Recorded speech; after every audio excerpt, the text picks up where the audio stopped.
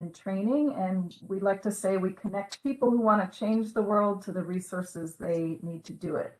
And Candid's data tools on nonprofits, foundations, and grants are really the most comprehensive in the world. We also have switched to a virtual learning community for the most part. We know this isn't an easy time for folks, including us, so we just want to let you know that we have a lot of resources at Candid Learning online, if you haven't been there already. We also have 2 landing pages worth noting again, our COVID-19 resources page and our racial equity resources as well. And these are updated daily, so even if you've been there before, feel free to go back and you'll always get the latest information. Now, as Heidi mentioned, we're recording today's presentation, and we'll also be sending you any resources that we go over that will come with your recording of today. So as far as our agenda, we did our warm-up. We're going to do a quick overview of steps 4 through 8 from last week or 2 weeks ago, and then we'll also do a guided activity. Then we'll have some Q&A, and then we'll have a wrap-up. So after today, you should be able to explain how selling your cause is a part of fundraising in the social sector. You should be able to make the case for the value of donor relationships for fundraising success, as well as assess your circles of influence to identify prospective new donors. And lastly, you should be able to draft a plan to improve relationships with your existing donors. So that is it for now. I will now turn it over to my esteemed colleague, Krista Ortega. Yay, thanks so much, Laura and Heidi and everyone at San Manuel and the team for having us here and for showing up. We know it's a busy time of year for many folks as the summer starts and schools schedule shift. So we're just really grateful that you're taking the time out of your day to be here for part 2. As Laura said, we did, hopefully all of you were here last week. So continue the conversation in the chat, please. And we'll even give you an opportunity to unmute. We're a pretty intimate group. So if there's something burning, feel free to interrupt us either way so we can get your questions answered. But we've built in some time at the end as well, once we've kind of covered all the steps to really answer your questions and help you apply all of these certain, cycle steps to your work. So last week we covered this cause selling cycle with 3 different phases and 8 different steps. We talked about prospecting and pre-approach and how to start really approaching the donor. And I started talking about need discovery, but I wanted to make sure that we had time to review those slides in more detail before we get into presentation, handling objectives, the ask, which I'll note is stage 7, or step 7 out of all of this. And then we are, as the learning objectives talk about, we're going to talk a little bit about stewardship because it's something that you can start doing more of and adding more of every day. And that's often sometimes where I like to start the cycle, is kind of at the end, so you can start over. So that's our cycle. Please keep that chat blowing up, as we like to say, and Laura is staying on it so that if you have any questions for us as we go forward, please ask. This is an overview, though, I will say. So we only have time to kind of give you a few tips in each one, but hopefully with some of our other workshops, and we will also be providing you more resources, you can dive deeper into each one of these stages. So the need discovery, as we're just going to jump right in and continue, is really the process of becoming aware of the essential connections between your prospect and your cause. So I love this statement at the bottom of the slide that it's don't convince, don't tell, you're really discovering with the donor or the funder. And it's an important opportunity to start customizing your approach. Obviously, prospecting through approach is customized, but the need discovery is where you really start getting to know the individual and where the strategy around presentation and the ask starts to become very different depending on what you've discovered in the need stage. So I may have shared this slide with you quickly, and that's why I didn't want to skip over it last week. The need discovery is really the heart of this cycle. And that's why I want to make sure that you really take away how important this part of the process in developing a relationship with your individual donor is. The entire process, it should really be focused on discovering what the donor is interested in. And that helps you understand what to ask for. A lot of folks are like, I don't even know what to ask them for. I don't even know what they're interested in. Well, that's why you need this stage. And often you can be in this stage for a really long time, depending on how you're developing the relationship and who knows the relationship. I've been in donor relationships, and I know Laura's got some examples too, where this phase may have lasted several years. And us just getting to know the donor, creating these strategies with the organization, attending different things with them, bringing other people into the fold, and not really being fully ready to move into presentation until we really understood if it was the right fit for all of us. So that's kind of how it works. Obviously, the approach is critical. The need discovery is the heart, and then we can move into presentation to get ready for the ask. And that's why we like to kind of have that image around, the needs discovery being the heart of the process, and really remembering that that's where your heart comes into the process as well. It is about the donor, but it's also about the organization's core and heart. So here's some tools. We like to make it as practical as possible, but obviously you're the experts on your work.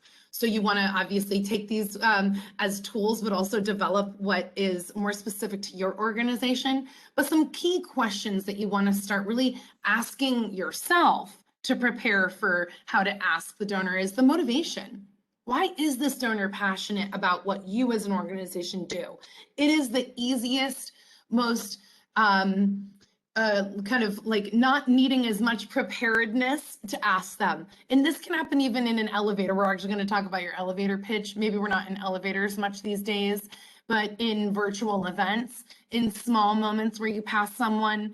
I had a moment this morning when I was at Starbucks and I met someone new who found out that I was at a nonprofit, and I got a moment to kind of figure out what they were passionate about within 5 minutes, right? So what are you passionate about, and how does that connect to the organization that you work at?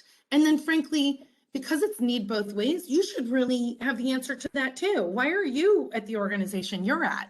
What makes you passionate about working for the mission and the vision and the organization that you work at? Do you have a personal connection to the organization?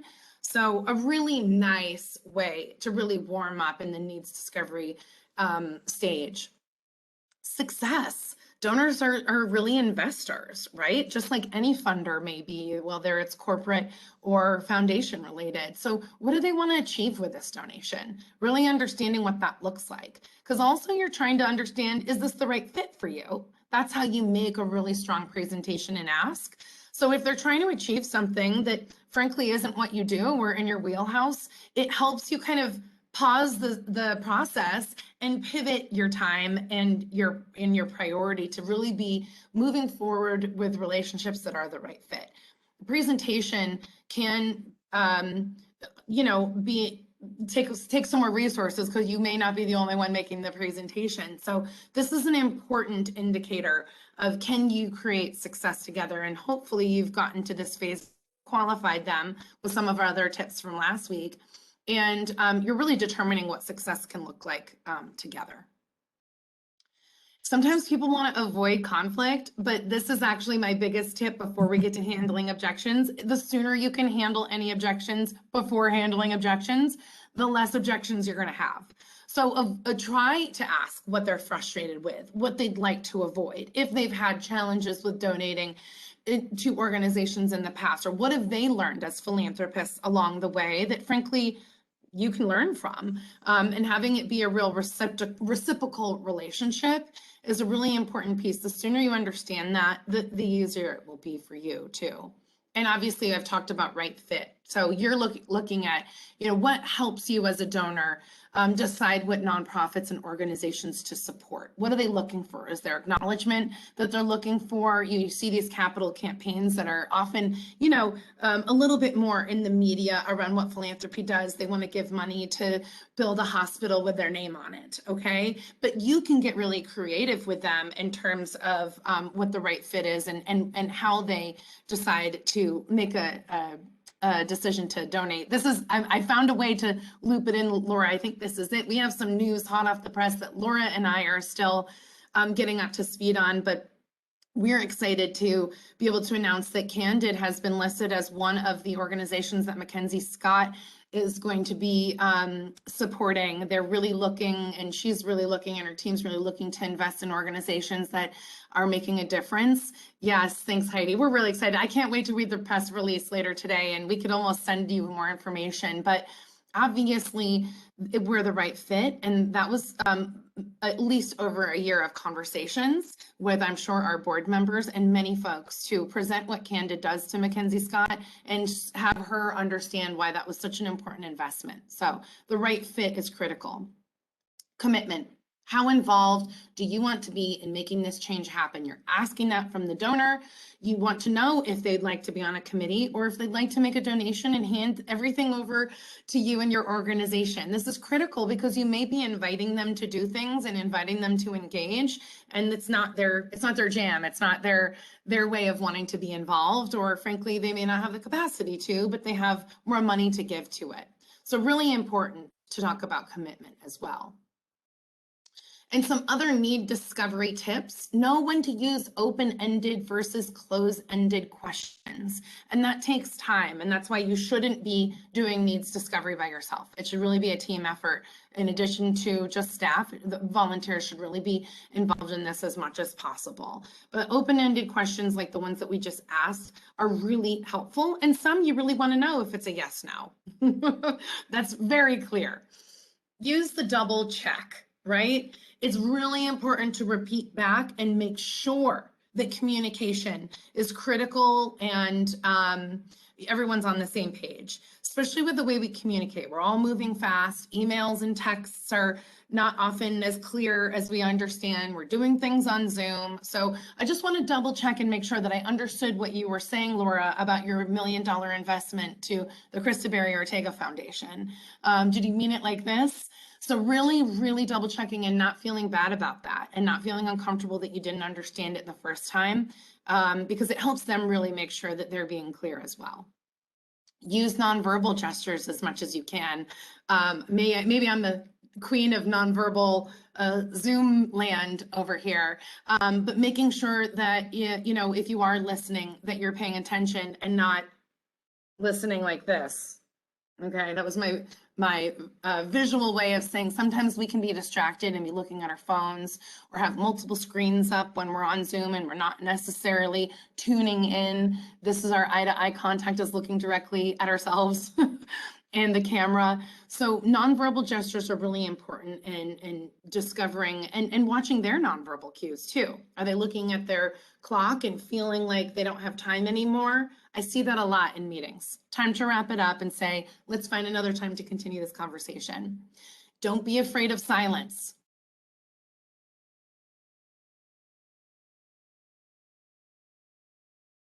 I'll stop there because we have to move on, but we can be sometimes.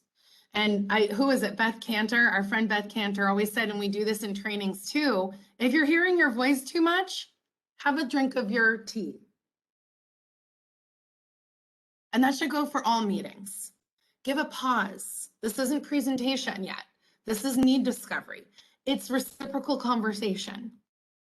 And keep the prospect talking. That's the point of all of those other things, is double checking, asking them to talk. And truly, I'm not modeling that great today because of how we're delivering this information, but I'm already aware that I hear my voice a lot, right? So just learning that skill and being aware and having other folks, like that's why I love having Laura by my side, because I know if it's kind of going wrong, she'll do her, you know, the old kick you under the table politely, but we do that on Zoom in different ways. So we've talked about presentation, and I know that's what all of you want to know, but this is really, once you've discovered the needs, when you get a chance to tell your story. You might be telling parts of your story up until this point, but I wouldn't let it all out the bag too early. This is an important part that frankly, donors and investors are looking for. They want this stage. They love coming to this stage, and it's a really creative stage as well. It allows you to share the benefits of becoming a true advocate of the cause, and it builds on the connection that you've established with your prospects. So a lot of folks, I've done a lot of consulting, I've done interim work with nonprofits, and it's always like, how do I do a presentation? What's the template? And there's not one, okay? Because it's all about what you've just learned through all of the other stages for the donor. I will tell you that a method that I see staying in the process here is a beautifully designed PowerPoint deck.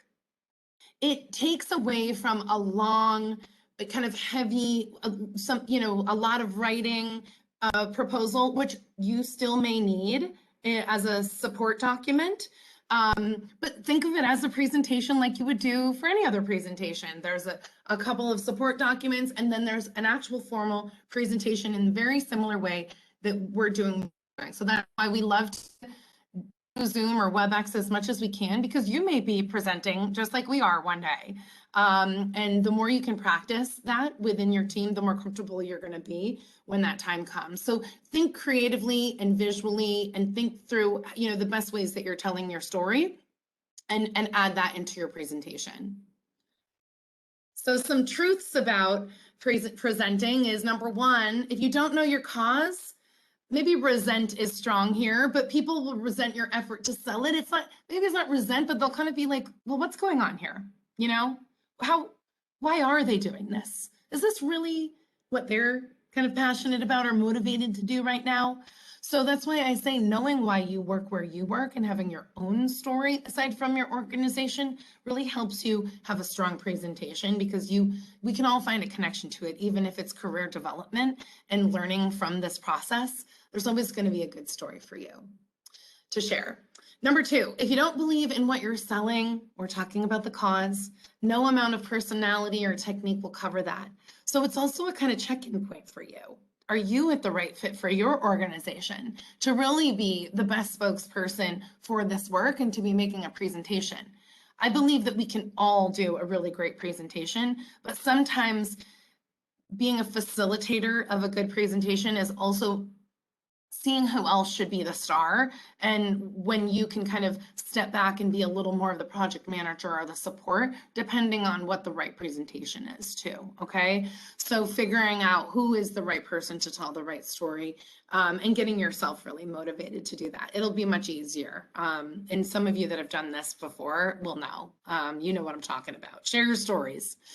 And number three, if you can't sell with enthusiasm, the opposite of it will be infectious. It is like, it's contagious when you're really excited and you can't wait to find other people that want to give. And a lot of folks, that's their barrier. It's like, I don't like to ask for money. It's uncomfortable. Well, if you really love your cause and you know exactly why you need to fund this organization, even if this is my job and I want to be successful in raising my money and accomplishing my goals, then you're going to get excited about it, and it won't be as uncomfortable to really have those critical conversations. So one step that we recommend, Laura, hopefully they're able to access this handout. Laura's going to drop in. We're giving you a little bit of homework. A suggested take-home activity is crafting your elevator pitch so that you know how to have these comfortable presentation conversations, and that you're ready to really go on a low-tech presentation like I did at Starbucks this morning, or a really obviously more strategically planned presentation when you've gotten to that stage with your donor.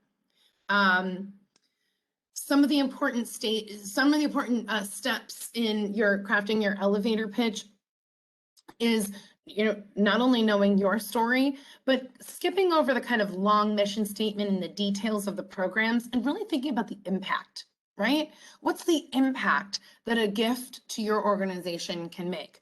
And it's whether it's $1,000 or $1 million, every, whatever that is, $100 that comes into our organization helps the lives of children and our communities be more stable. So it's like really getting excited about the hope and the impact of the work that can be done if people get involved, and I would say kind of steering away from, we have to present the need, but steering away from kind of like the negative stories and getting people excited about the change that they can make by giving to your organization. So homework, and if we have time, we can even allow you at the end to practice with us. But please, if you can, before today is up, just practice. Talk to someone like I did randomly today with a stranger about the work that you do, and keep honing your elevator pitch about your organization. It'll make that real presentation time come much easier, and to talk about it from, an authentic place, not from reading a script. Anything that's happening in the chat or anything that I'm missing for this part, Laura, or anything to add? Yeah, I was just thinking about what you said about stay positive. And I have seen my executive director, one example, she started talking about the bad things that would happen if we didn't raise a certain amount of money. And I thought, no, no. What we should be doing is saying what the great things are that will happen when we do get the money, and assuming that we're going in that direction. So she did catch herself. Luckily, I gave her a little kick under the table, like you said. So yeah, that's an important distinction. So I went ahead and put the link in the chat. We'll see if people can open it. It's a Google file, so hopefully you can. Wonderful. Thanks, Laura. I think that's spot on. And listen, it's hard to kind of think about at this stage what that experience might be, because if you're not there with the donor, there's so much that you're learning before this stage, but it is iterative. So sometimes these things will go quickly. We have someone in one of our other, we have a cohort group that we do for some folks in the Bay Area. And she went from having someone call them and say, kind of like, I found your information on GuideStar.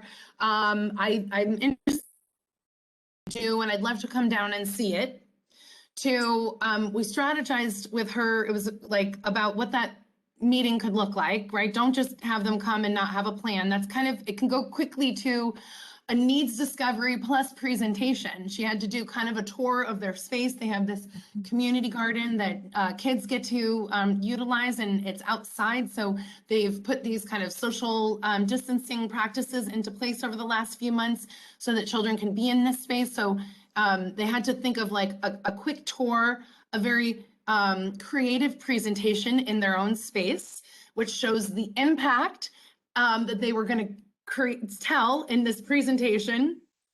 And they were pretty sure that he was interested in making a donation. So it kind of became a quick ask. And within, I think this all happened in about 2 weeks, this brand new donor that basically kind of came out of the woodworks, it made a $10,000 gift to this organization. And I'm confident it's because this, young emerging fundraiser that had never really gone through a process like this before took the time to go through these steps and engage all the important people, even though it was moving quickly. So you never know. Sometimes, like I said, these things could last a year or 3 years. And sometimes folks are pretty sure they are interested, and it's really a matter of, kind of nailing the engagement steps at the right time. So not going too slow, because he already said he was interested in giving. Mm-hmm. I think 10,000 is a great success, because some folks will give about 1,000, sometimes 5,000 in those scenarios to kind of test the waters. And I would even say, well, I don't know everything and I have tons more questions for her, I would say probably 10,000 is a water testing gift for him, which means if you can give 10,000 that quickly, you can definitely give a lot more. And that also then puts him back. He gives a gift and he puts him back in the cycle as a donor. Okay. So that's one example of how these steps are really important, but they need you to facilitate. Mm-hmm. So handling the objections, honestly, hopefully you don't even need to have this step, but we put it in here because they can come up at any stage, but they definitely, if they haven't, need to come up before the official ask.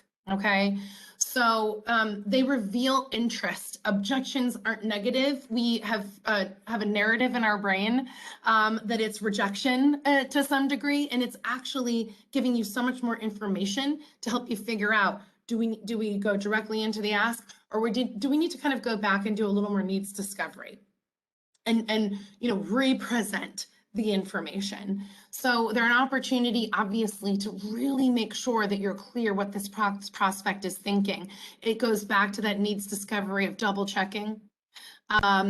And like I said, if they haven't brought up any objections, it's really important that you ask. The right attitude, as this slide says, with the right attitude, they make your close even stronger. And basically, we'll get to the ask, but Laura has seen this. You may have seen this because we've got some seasoned fundraisers on here. The ask can be the simplest stage once this part is taken care of. Okay. Krista, I do have a question in the chat. I don't know if you want Perfect. to save this for later, but I'll just go ahead and tell you. Susan asks, do you have any suggestions on how to get our younger citizens to start helping with talking to donors? Oh, yes. When you say younger citizens, I'm curious how they are involved in your organization already. Are they stakeholders and they're, getting services? Are they graduates? Are they volunteers? Are they staff? So I think this is the answer that you don't want. It's hard to group them all into one group. They need their own process and their own need discovery to be able to then tell you what the suggestion would be. So depending on how they're involved, it would be the same process. Maybe there's a survey asking them how they'd like to get more involved, but not every young person needs to be a part of a presentation or an ask. It should be something that, is the right fit for how they want to get involved too. Sorry, that was more general. If you give me more information in the chat, I can kind of give you some more specific details, and please ask your colleagues too, because your colleagues might have programs very similar and they might have some really neat ideas on how they're engaging a younger generation of stakeholder. So hold on to that thought, and it'll actually, we'll have some opportunity in our stewardship activity to flesh that out as well. So some categories of objections are, they may object to your cause. Well, folks, if you've made it all the way to this stage and you're about to ask someone for money and they're not really on board with your cause, save yourself the time and the effort. You're looking for, donors and funders and supporters that love what you do, that are true champions, that won't stop talking about what you do, even if they're on vacation with their family, okay? So it's really important to understand that as soon as you can, and especially before you start asking for money, because then that's when you get those uncomfortable no's, and we're gonna avoid that, okay? They may have some objection to the fundraiser. When we're talking about building relationships, we have to know that this is a human interaction, and we all know that sometimes we just vibe and click with certain people more than others. It is what it is. I feel like I'm still in that process of kind of being really comfortable with the fact that, yeah, I click with most people. I'm a bubbly version of, this kind of fundraiser, but, I'm not the analytical type that can sit there all day and answer tons of, detailed analysis questions at the top of my head. That's not my strength. So, but I know I have a colleague that I can pull in, and if that's what the donor is interested in, that's a much better fit. So just don't take it personal, okay? Be that project manager, that facilitator, that liaison to figure out who is the right fundraiser, okay? Fundraisers can be on your board. They can be those young, participants in your program. Everyone can be a fundraiser that's involved. So really understanding who the right fundraiser is, and maybe it's a team. One objection might be their aversion to decision-making. And that's why in our earlier stages, we were really, critical in making sure that you were talking to the decision maker, which happens all the time. You're like, oh, that's the wife of the foundation with money. Well, she may have a board member or a staff member that's really making decisions. So you may be trying to develop a relationship with someone all the way up until an ask, and you realize, oh my goodness, I've been talking to the wrong person. So, or they just might not be good at decision making, okay? This is a hard time to make decisions. This is a very uncertain financial time as well. We also don't know what's coming and how that's going to impact our lives. So I can tell you, People have, and I think I said it last week, they've made money, and there is a financial opportunity for investments right now. But you want to make sure that they're in a place where they can make a decision about that, and qualify if they have money, and then really understanding their timeline. Maybe there's something going on in a family where, yes, of course they have the money and they're interested in the cause, but now's not right. And figuring out at this point, when would be a good time? And should I follow up in a couple of months? And they may, you know what, I'm going to really need 6 months to kind of get my life a little more stable. And then please contact me then. And obviously there may be an objection to the gift, right? So if you are getting closer to seeing what they may be interested in, but it might not just be piquing their interest, what you may be essentially, you haven't asked yet, but what you may be presenting might not be what they're interested in, and that may be hiding a real objection. It happens a lot. Like I just said, people have money, they have tons of interest, but things change in their lives. They may have a child. I just went to a graduation of my godkid this weekend. They may have a child that's going into college, and some extra income is going into that for the next few months. So contact me when they get settled in January, So they might be uncomfortable sharing that, and you want to create in this stage a real comfort in understanding where things are with them, because you'll just sit around getting really excited for them to send you a large gift. It happens all the time, and you haven't really understood that the timing's off, or the thing that you're asking them to get involved in is off. So how to handle it? Hear the prospect out. And I know this feels repetitive, but that's because you need to do this in every stage. You need to be showing that you're a good listener. You need to be developing a relationship where you feel comfortable and they feel comfortable sharing. Sometimes you'll get some really personal feedback in this stage, okay? And if you do, that's a sign that you've developed a nice relationship with someone where they can feel comfortable. If they're not telling you and they're just saying now is not the right time, just respect that, because it might be a really personal decision. Confirm your understanding, same thing, right? Double checking. I just want to make sure that I'm understanding, Laura. You said that you've got, a lot of transitions with your kids coming in and out of school right now. When would be a better time for me to follow up? Okay. And really confirming that with them. And if they're sensing hesitation, but they want to, you to follow up in the fall, that's a great time to say, we have an event, a virtual event coming up in the fall, and, I'll make sure to get you an invite to that. And if you can come, great. And if not, we'll stay in touch. So don't stop inviting folks. Acknowledging their point of view, like we said, it's okay. Don't take it personal. As soon as folks are like, oh, well, forget you or something like that, they're like, well, wait a minute, maybe this isn't the right fit for me too. And don't let the objection upset you. It's not personal. You're doing your job. You're developing a relationship, and it can feel intimate, but this is your professional job. This is what they expect you to do as a fundraiser or a leader of your organization. If you're not doing it, that's a signal to folks too. There are professional fundraisers asking these folks for money and creating relationships with them every day. So they're expecting the same, okay? And that actually helps them make a decision as well. Answer the objection.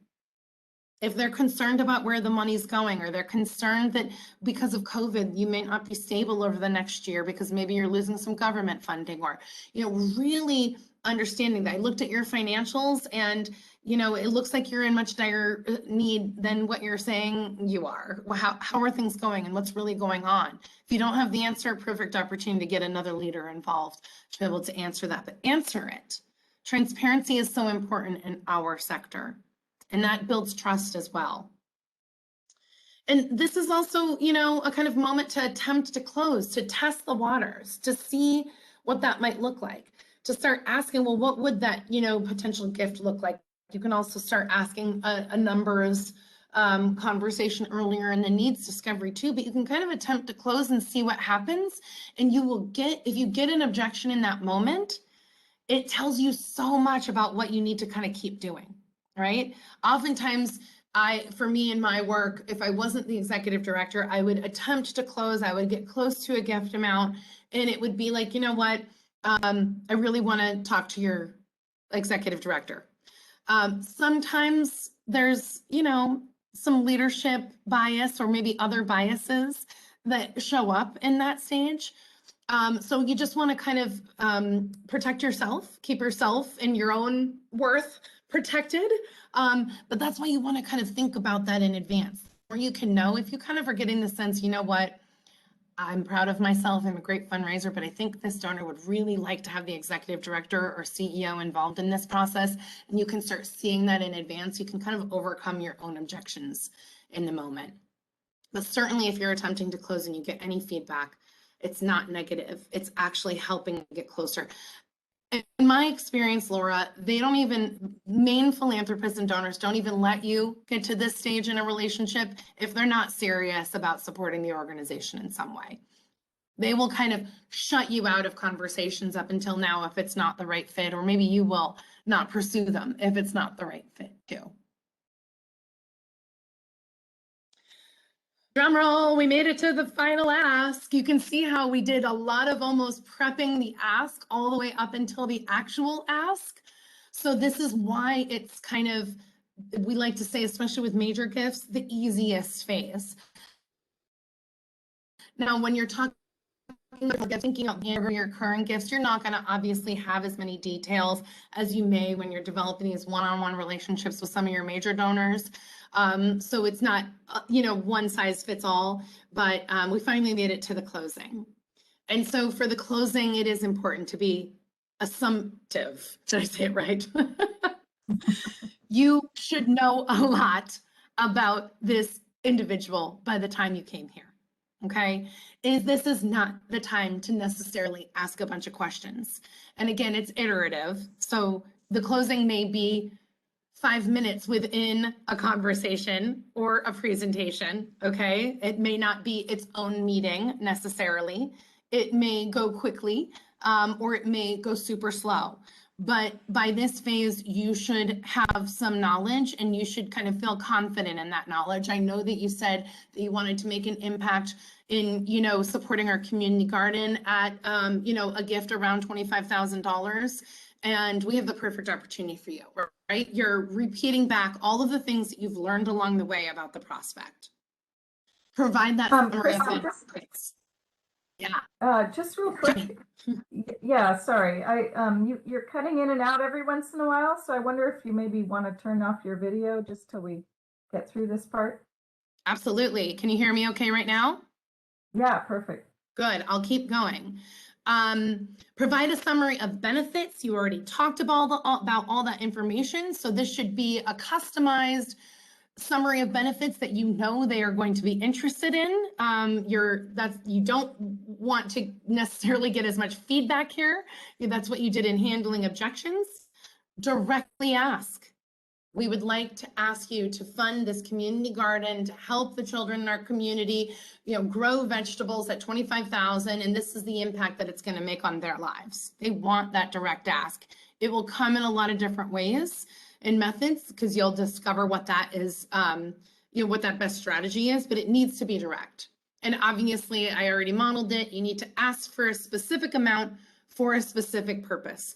This isn't, obviously $1,000 would be great, but we also could use $1 million, and there's just so much going on that, 7 million, that would be cool too. Okay, so be very specific. And again, they're gonna be looking for everything that you've learned about them up until this point. And that's why you really shouldn't do this alone. This is usually a big committee of folks putting together this closing ask. As I said, silence is important. Wait for a response. Let them think about it. Often the closing will also look like them saying, I'd like to make a gift. How much do you need? I've been in those meetings. Those are very exciting. So you also don't want to have that take you by surprise. So that's why it's so important that you know the details, but that you're also kind of remaining silent for them to initiate as well. Stress the urgency. Yeah, it would be really great if we had $1 million this year, but we're going to need it next year too. That's not urgent.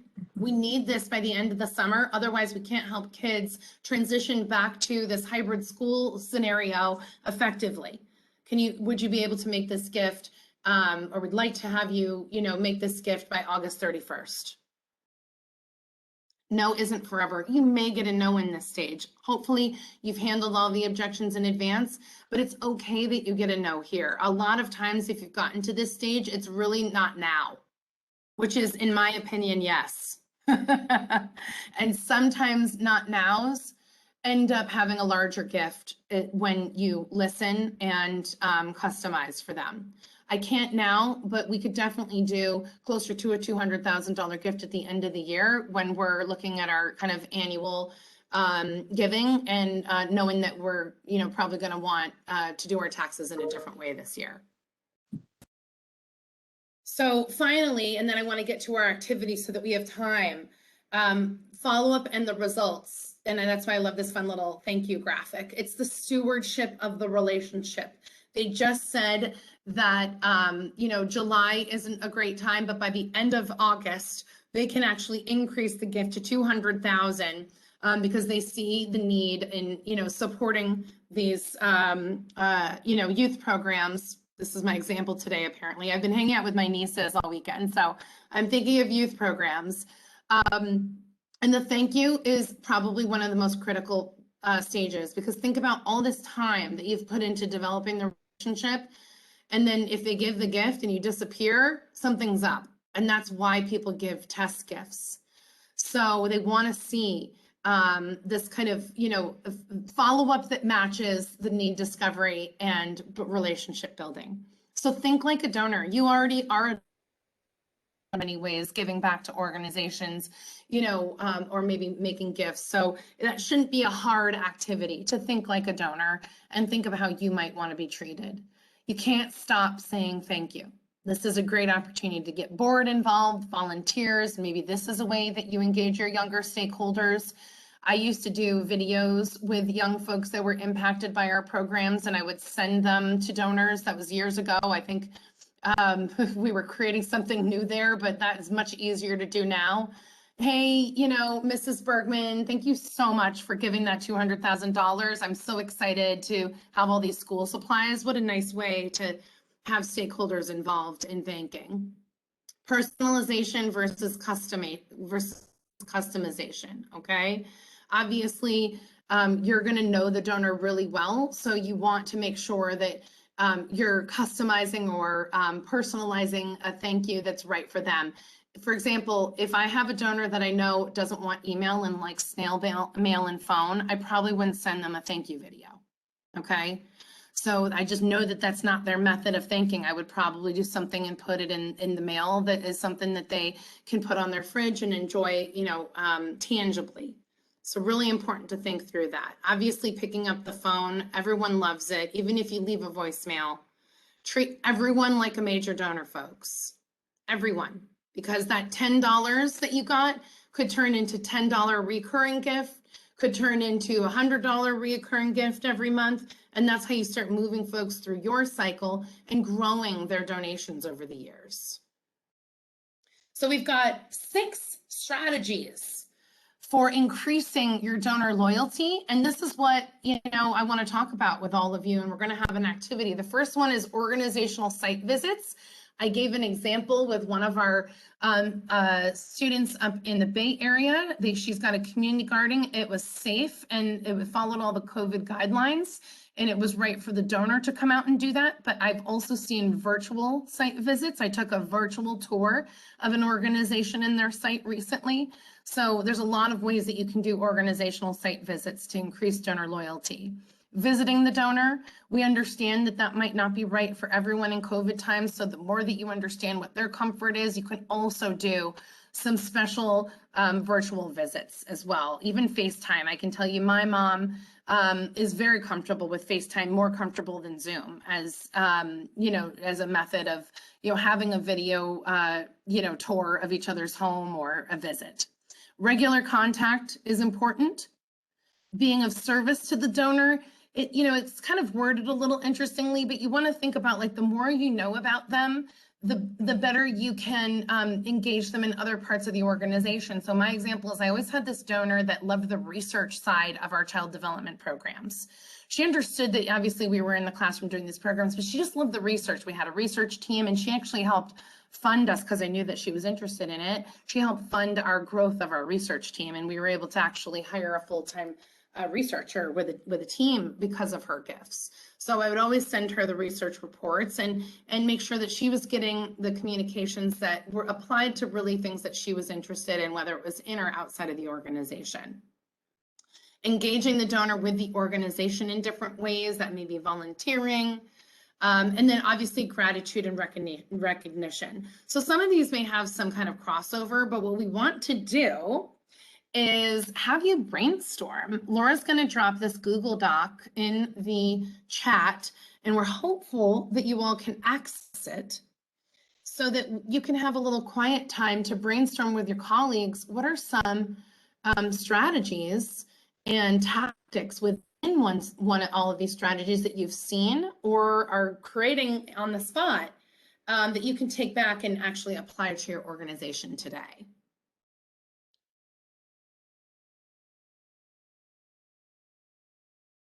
All right, let us know if you're able to access that doc.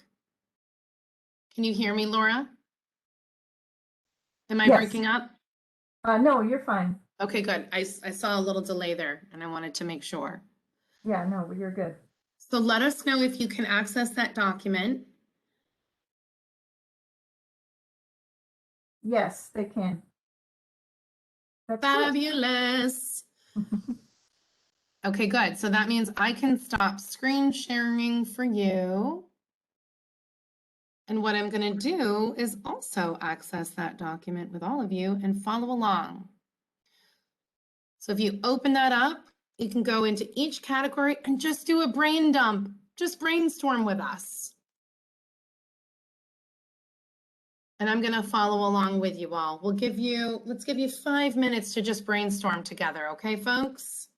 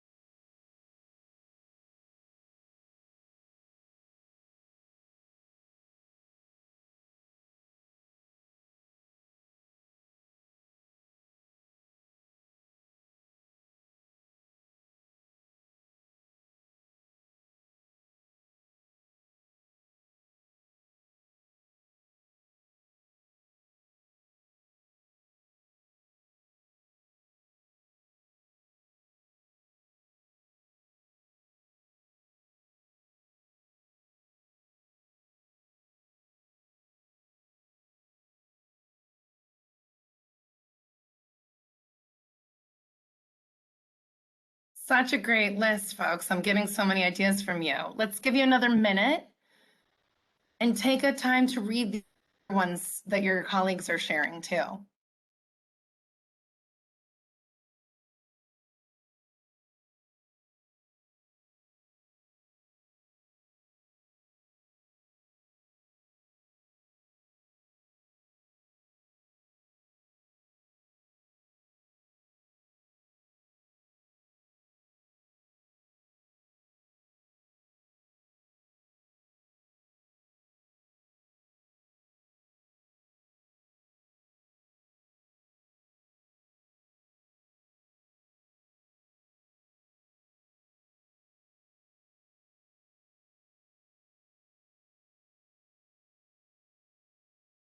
Okay, can you see my screen, Laura?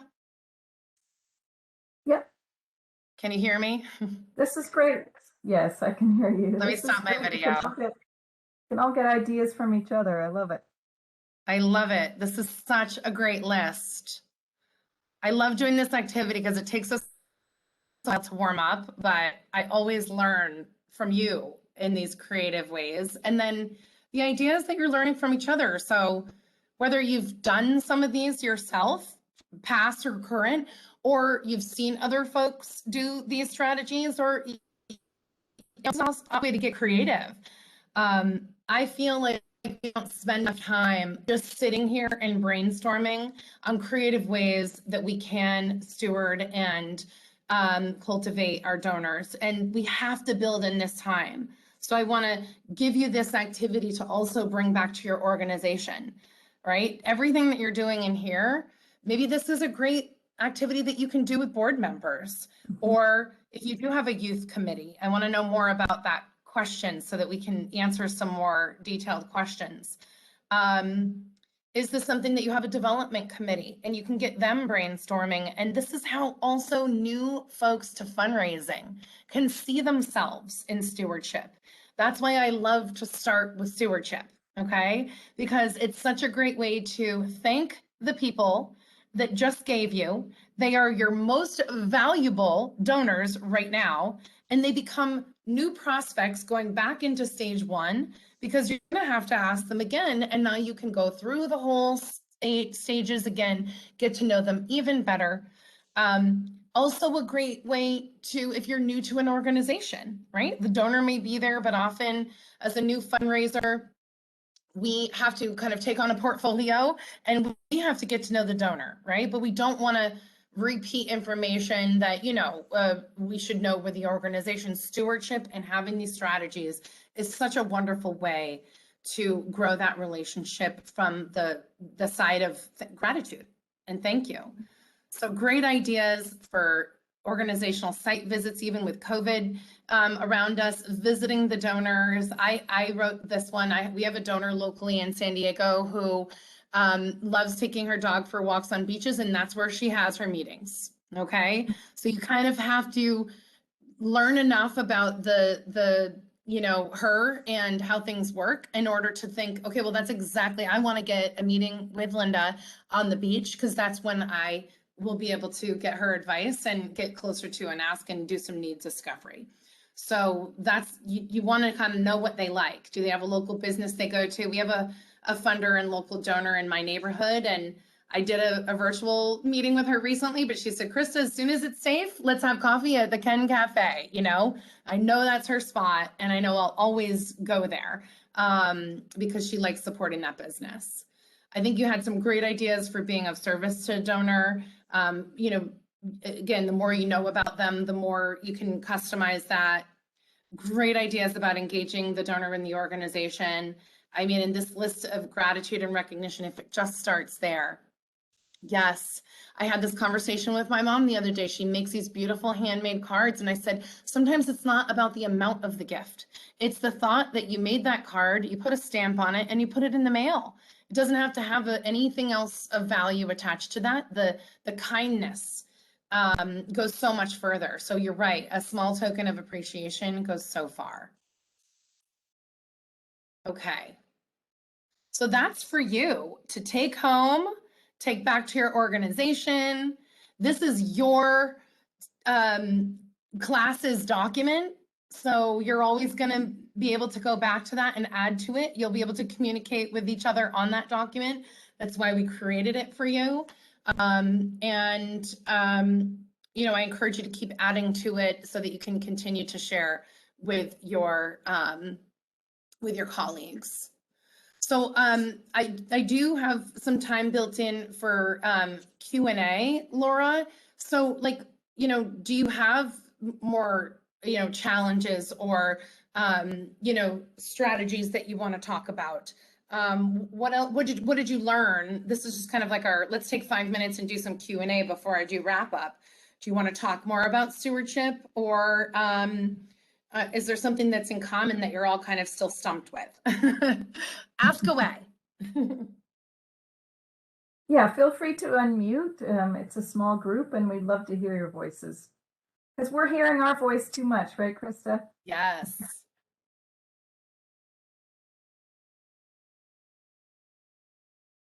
You can also pose a question to the group in chat or unmute and let your colleagues answer. How's it working for you guys? Or, you know, what else are you having challenges with in developing relationships with individual donors? Hi, this is Sue and Linda. Just Hi. hi. We are like the council for the Wyandotte of Androdon, and we have such a hard time with people helping us. Like I asked about, you know, younger generations, and I understand it, you know, like we're retired, so we can do stuff, but they're not retired. They have kids. You know, they're in school, they're doing things, they're busy, and that's what they tell us. They're busy, they can't help right now. And you know, we send out newsletters, we send out information, what we're doing, how, you know, how we're getting along, what we're going for. And some people are interested, but it's like if you got 1,000 members and only 30 of them show up at a meeting or at our annual meeting, or, you know, just don't want to participate. It's a struggle for the 4 people that do most of the work. Yes. To try to go out and find, you know, how to get a donor is, you know, we don't know where to start. Or, you know, we do fundraisers, but you can only do so many fundraisers. You know, we need more help. And I don't know how to get that help. That's our question, because there's like 4 of us that do everything. And if, you know, I don't know if we could send out just a little memo or a little flyer saying, you know, do you know donors that might be interested in our tribe, or if that's going too far, you know, or in our cause, you know. I think it's a common challenge, so I don't think you're alone. Okay. And yet, you know, I think there are things that you can do. My question is for your colleagues in the group after kind of what we just covered over the last 2 weeks. What are some suggestions that you might have for Sue and Linda. Mary? Linda, got it. Sue and Linda. What are some suggestions you may have based on what you're doing, what you heard, or what we've learned? Feel free to either unmute or use the chat.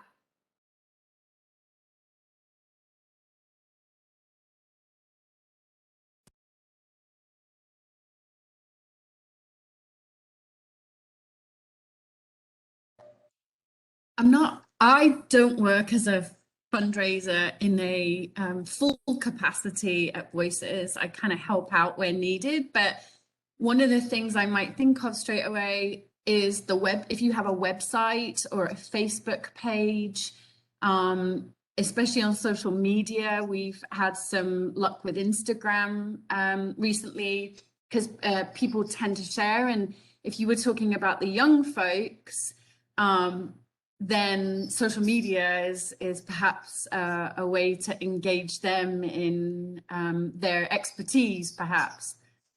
Not to say that more mature folks aren't great at social media, but it does seem to be, as technology changes, of course, the younger folks can really help.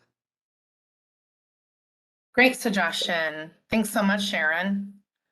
Yes, Any thank other you. thoughts? Say it again, Linda. We just said thank you. Thank you. Yes. Any other thoughts based on what we just talked about, or some other strategies we've talked about over the last 2 weeks? So we're just gonna like look up donors and go to GuideStar and Well, how about this? I'll offer something for all of you that are probably in a similar challenge.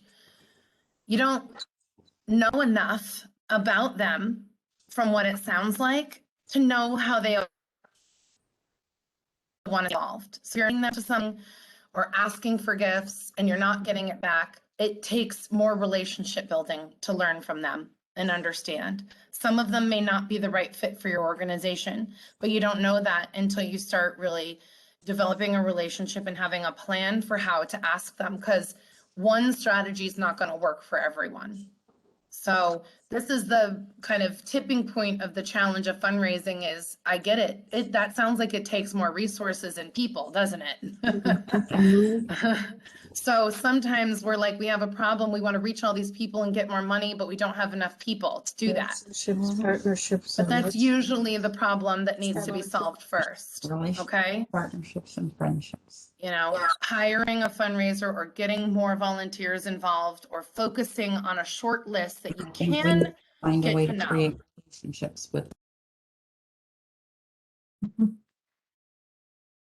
Oh, you're muted, Susan. Sorry. I just have our grand chief, he is always like trying to promote things and building things, and he's always saying it's about the relationships, the partnerships and the friendships that you get involved with over the years, and who you find out who are your relationships and partners and friends. So he's always saying that, and he does have a lot of people that are friends, but we just, that's one thing that he always says that comes to mind for me.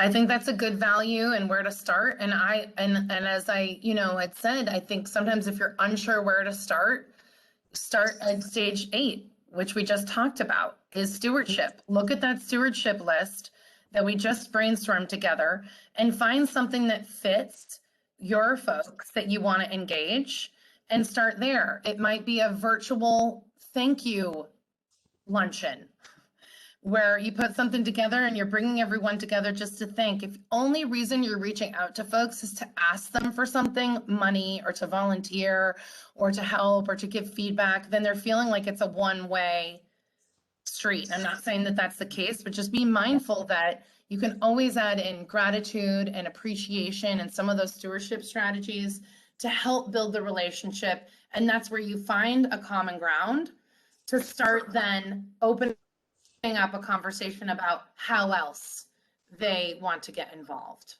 Good idea. I would Great just add conversation. something. Go ahead, I would Laura. just add one thing that's worked for me in the past. Just trying to get your organization in front of more people and in a more engaging way would be to create some type of story that around somebody that you've helped through the work that you do and make that the focus, so that people understand the impact that your organization makes, and they might respond to that as far as not just what your mission is, but who you've helped and how you did that. And why they should be involved and why they should maybe make a donation. I think especially for the younger generation, I would say they tend to relate to stories as far as what they see on Instagram. I mean, my kids are always on TikTok, and I ask them what is so interesting about TikTok, and they always say, well, it's like a little mini story that makes me feel good. And I've thought about that over the last few months. That's how they engage. That's what makes them sort of tick, I guess. Yeah, and talk. And talk. I love it. But anyway, so just to say that instead of so taking the focus off maybe what you do as an organization and actually show someone and that story that they could even tell and they could put on social media and get the word out to people they know. I love it. Great strategy, Laura.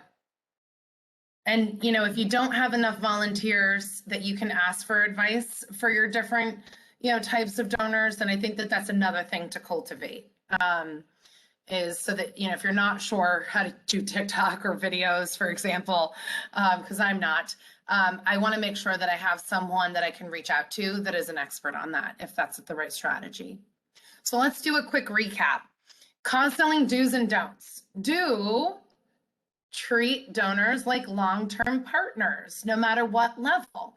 So if you're just sending them an email every year asking them to donate online, and there's not other touch points, they don't feel like a long-term partner, do they? Link your cause to your donors' passions. And obviously, the more you know about your donors, the better you can do this. Provide solutions. We talked about this and Laura gave a beautiful example. It's not always about the challenges and the needs. We get that. That should be the short part of what to do. The solutions on how you make change is what folks want to continue to be involved in. Have regular contact. Look at your contact. Put together a schedule. That stewardship list that you all created is a perfect place to start to say, if we have to add more contact, let's try one of these things and see how it goes. Be open and honest. Say we. I just saw a GIF or a meme or something on an Instagram page I follow, and it was like, all about the we, and it's so true. It's not I. Actually, the reason that we form a nonprofit is specifically because it's we, and it's to be open and honest as a we. So we're going to do this together. We create impact. Get them involved in the we. And obviously be an enthusiastic ally. If you're kind of feeling burned out, check in with yourself. Because you're not going to be as good at getting them excited if you're not. So self-care is really, really important to figure out how to be enthusiastic in this work, because I know you all are working nonstop around the clock. I don't like to focus on the don'ts, but I just want to be clear. We're not just talking about getting money, right? We've got to focus on building the relationship. If the only time you're reaching out is to ask for money, that's an indicator that you need to add some more dues to your list. Do not make exaggerated claims about your cause. We know things are really difficult right now. We're clear that maybe your service need has increased, but your, support and demand hasn't, right? So just be really clear about that. Try to be as honest as the list says and open as possible. Don't talk about other nonprofits, partner with them. It's the perfect partnership, and you've got this great space that San Manuel and team have created to network and get other ideas for the other nonprofits in your community on how you can support and raise each other up. Don't take the donor hesitation personally. You're doing your job, okay? It happens in our work. That's why the more you focus on the folks that are interested in your work and that continue to show up, the more you'll get of that. All right, so sometimes we have to let people go. If we're contacting them, Sue, and they don't keep showing up, then let's stop putting energy into that. Often we put so much energy into that and we forget the ones that are showing up, and then they don't feel as welcome. And that's where the real treasure comes from. And please don't wait for the donor to call. It may never happen, okay? That's your job. You should feel proud of doing it, and you can practice doing your job and practice calling and doing your pitch with your friends, your family, and your colleagues. So don't forget our Cliff Notes. Step 1, you got to know who the donor is. If it's a list in your database or a group of people, you got to get more specific. Pull that list up, put an actual name on paper, and really have a prospect list that you know exactly who you're talking about, okay? Step 2, determine if they're qualified. That's your pre-approach. Know that they still are giving and that they want to be involved, and if they're not, take them not necessarily off your mailing list, but take them off your prospect list, okay? Introduce yourself and your organization to the donor. You've got to reintroduce, folks. This isn't like they know us. They already know what we're doing. If you haven't shared what you're up to in 2021 and how COVID's affected how you're operating, you've got to keep reintroducing. And you've got to keep discovering what their passions are. Even if at a low level and a light level, there are ways, like folks have said with, Instagram and social media, to continue to discover how your donors are involved and are linked to your passion. And that need discovery is critical. Tell the story of your mission in a lot of different ways that, meets them where they are. Don't forget to overcome those potential roadblocks to giving. That way you're using your time wisely and you're honoring what works for them. Please don't forget to ask for the gift when you get to the right stage. It's okay to keep asking. You just got to do all these other steps, before it. And when in doubt, follow up with your loyal donors, the folks that have been there, whether they've given to you recently or not, and say thank you, and really continue to foster that loyalty by getting them involved with stewardship activities.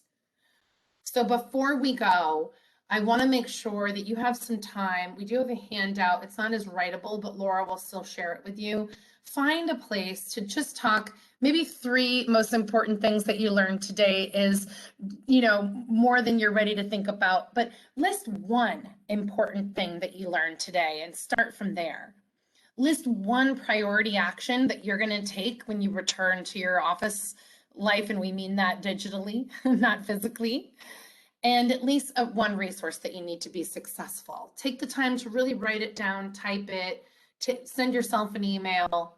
You will most likely get very busy as soon as you get off this, and you forget what you kind of were reminded about today. So please write it down. We'll give you about 2 or 3 minutes.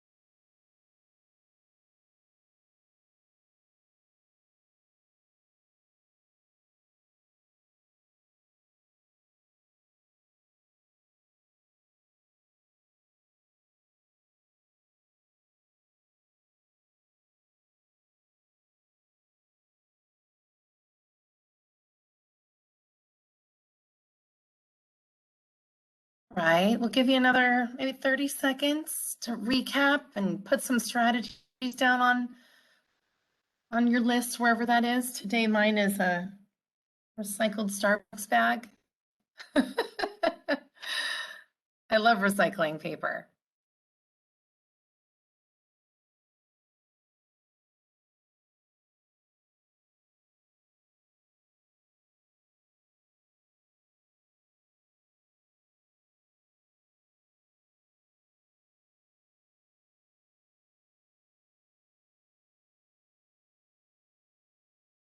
Okay, share with us. Share with us in chat 1 thing that you wrote down, either an important thing you learned, an action you're going to take when you get back to work, or a resource that you need to be successful. Let us know. If everyone can at least write 1 thing in the chat, that'll give us a quick feedback loop on how we did according to the learning objectives.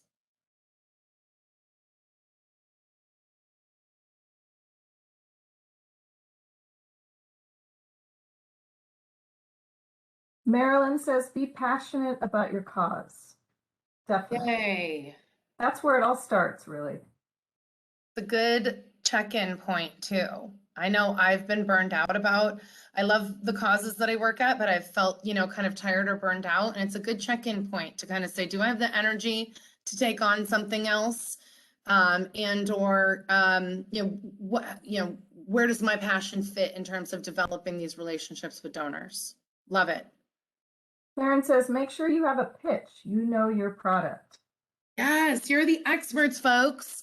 We know that we're talking about customizing things to the donor and getting them involved, but don't forget that you and your organization are the experts. So the more you present yourself as the expert, the more they're going to kind of want to get involved with what you need. And therefore the ask comes easier. Susan says, reevaluate what we're already doing. Yes, so you can see what's working and what's not working, where you should spend the bulk of your resources, or what you should expand on.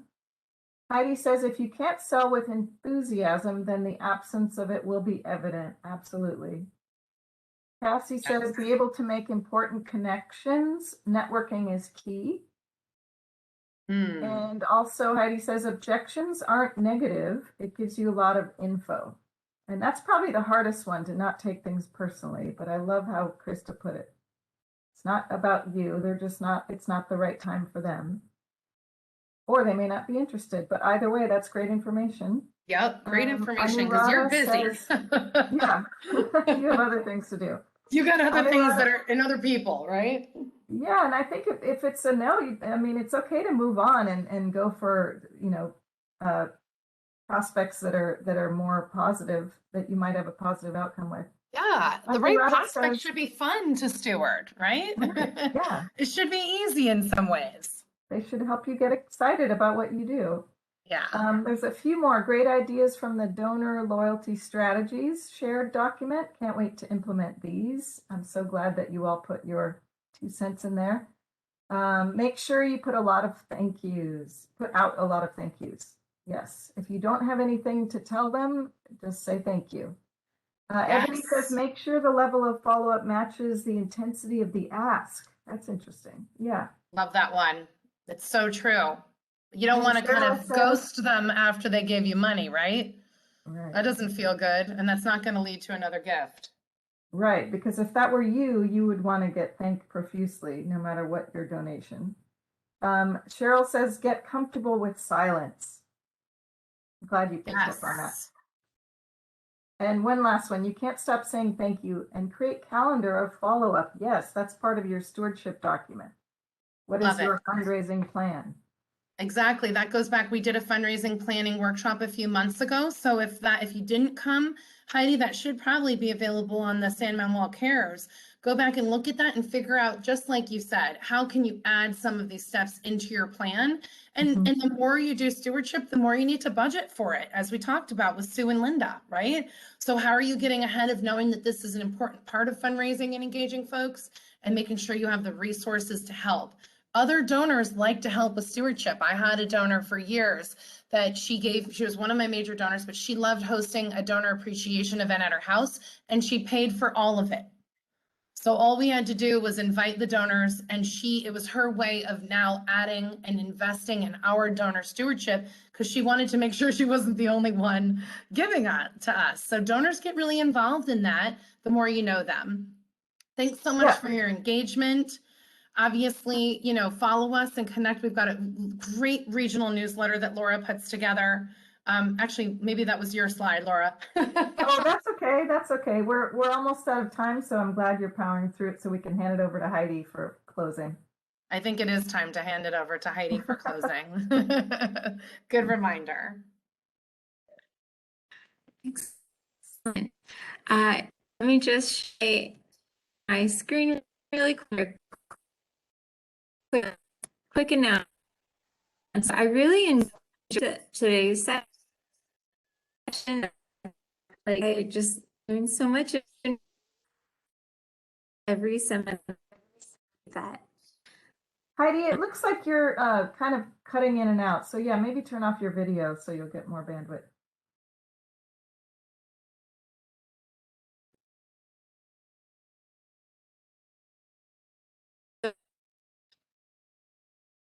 recording and presentation out, and will also be available. You will serve. We ask that you take just a few really information and our future and webinar next month opening in San Bernardino Public Health Department. Everyone, and have a great day. Thank you, everybody. Thank you. Nice to see you all.